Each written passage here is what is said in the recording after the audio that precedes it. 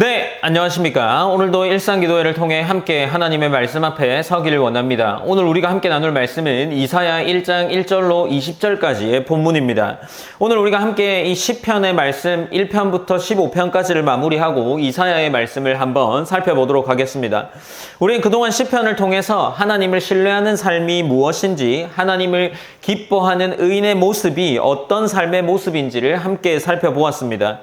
특별히 우리가 어제 나누었던 시편 15편에서는 누가 여호와의 장막에 머무를 수 있는가라는 질문을 통해서 하나님과 동행하는 사람의 모습을 함께 엿보았죠.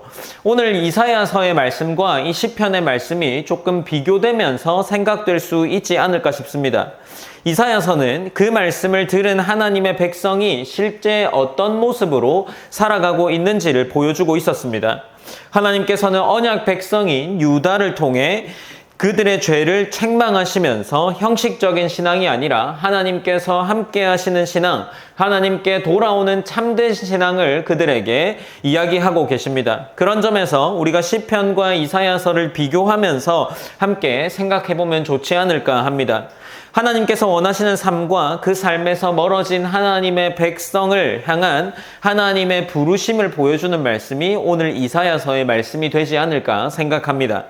그렇다면 이사야는 어떤 인물일지 살펴보는 것으로 오늘 이사야서를 시작하고자 합니다. 이사야는 구약의 대표적인 선지자죠. 오늘 1절 말씀에 보면 그는 우시야와 요담, 아하스와 히스기야 왕 시대에 활동하면서 약 40년이라는 시간 동안 하나님의 말씀을 선포했습니다. 이사야서는 하나님의 거룩하심과 공의를 선포하는 동시에 장차 오실 메시아와 그 메시아에 대한 소망, 회복의 소망을 가장 분명하게 전하는 선지자였습니다. 그렇게 이 이사야서가 이를 증언하는 책이기 때문에 종종 이사야서를 구약의 복음서라고 부르기도 합니다.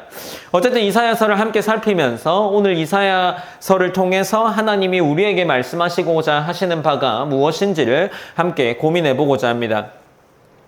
1절은 이사야가 본 환상이 유다와 예루살렘에 관하여 본 계시라라고 기록하는 이야기를 통해서 이 말씀이 단순히 미래를 예언하는 것이 아니라 하나님께서 자신의 백성, 이 유다와 예루살렘을 보고 어떻게 바라보고 계시는지를 보여주는 말씀이라 할 수 있을 겁니다.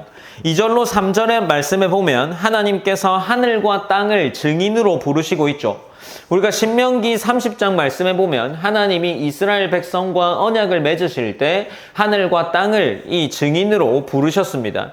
그렇게 이 하늘과 땅을 증인으로 부르셔서 지금 이 유다가 하나님과의 언약을 깨뜨렸음을 이야기하고 계시죠.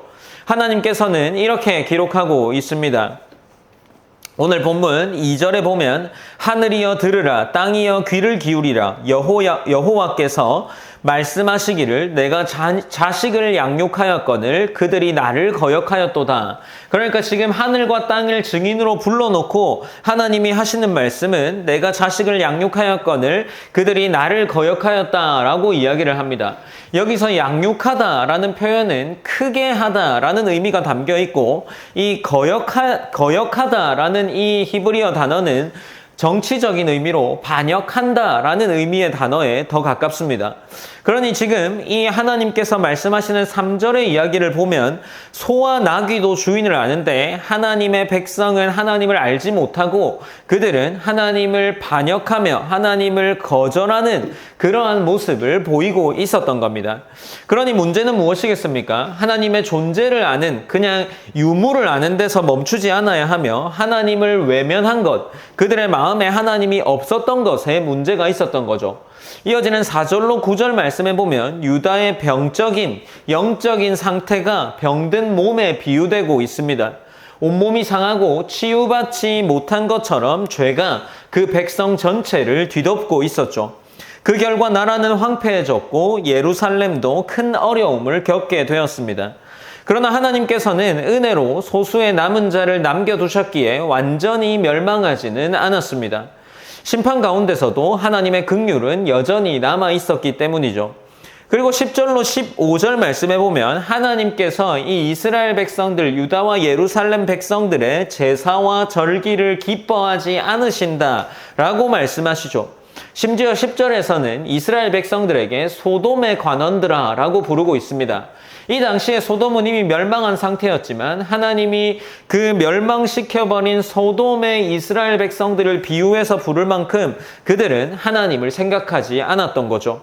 그런데 하나님께서 이 예배 자체를 거부한 것은 아니라 할 수 있습니다. 다시 말하면 그들은 예배는 형식적으로 드렸다라는 거죠.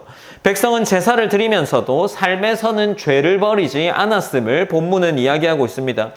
하나님께서 결국에 우리가 매번 듣고 이야기하는 것처럼 형식적인 종교 생활보다 하나님을 사랑하고 순종하는 삶을 원했던 것이 하나님의 모습인 거죠. 예배와 삶은 결코 분리될 수 없다는 사실을 이야기하고 있습니다. 이렇게 하나님께서 첫 번째로 이 이사야서를 기록해 내려가면서 이사야를 통해 이스라엘 백성들이 현재 상황, 처한 상황을 말씀하시면서 그들이 하나님의 말씀을 듣지 않고 있음을 지적하고 있습니다. 그리고 이어지는 16절로 20절 말씀에서 이사야서의 곧장 첫 번째 회개의 초청이 등장하고 있습니다.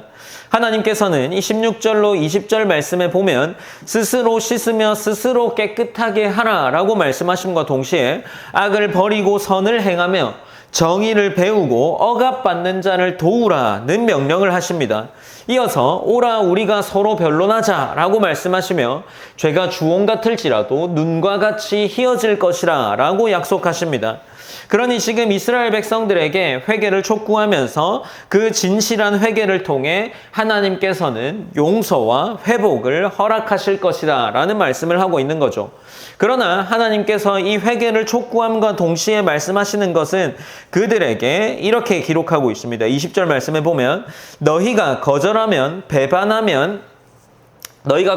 배반하면 칼에 삼켜지리라 여호와의 입의 말씀이니라 라고 말씀하십니다.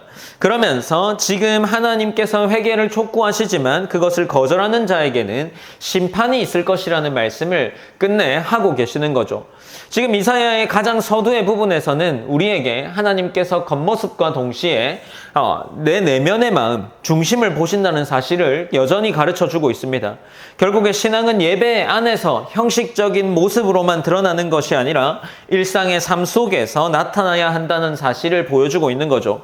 하나님께서는 오늘도 우리에게 형식이 아닌 순종을 요구하시고 의식이 아닌 회개를 말씀하시며 종교적인 모습이 아닌 하나님을 사랑하는 삶을 원하고 계십니다. 우리가 이것을 기억하면서 오늘 하루의 삶을 살아나가기 원합니다. 우리가 오늘도 마찬가지로 기도하면서 하루를 시작하고 또 우리의 시간 가운데 하나님과의 교제 시간을 보낼 때 짧게나마 우리의 신앙이 형식적인 삶에 머무르지 않고 하나님을 사랑하고 우리 진실한 마음에 순종하는 삶이 되기를 기도했으면 좋겠습니다.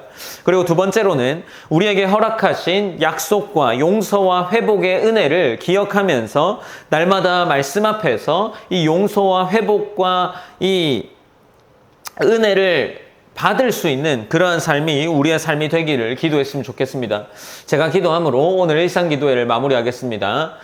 사랑의 하나님 감사합니다. 하나님 우리가 오늘도 일상기도회를 통해 하나님의 말씀을 기억하며 나아갑니다. 하나님 우리에게 들려진 이 말씀을 통해서 하나님이 우리에게 요구하시는 삶, 그 삶이 기쁨의 삶이 되게 하시고 형식적인 삶이 아니라 하나님의 은혜를 기억하고 회복과 하나님이 허락하신 회개의 은혜를 날마다 맛보는 자가 될 수 있도록 하나님 인도하여 주시옵소서. 그리하여서 하나님과 동행하는 삶이 짐이 아닌 기쁨이 되게 하시고 그 기쁨이 우리에게 풍성함으로 다가올 수 있도록 하나님 허락하여 주시옵소서. 모든 영광 하나님께 올려드리며 살아계신 예수님의 이름으로 기도드립니다. 아멘.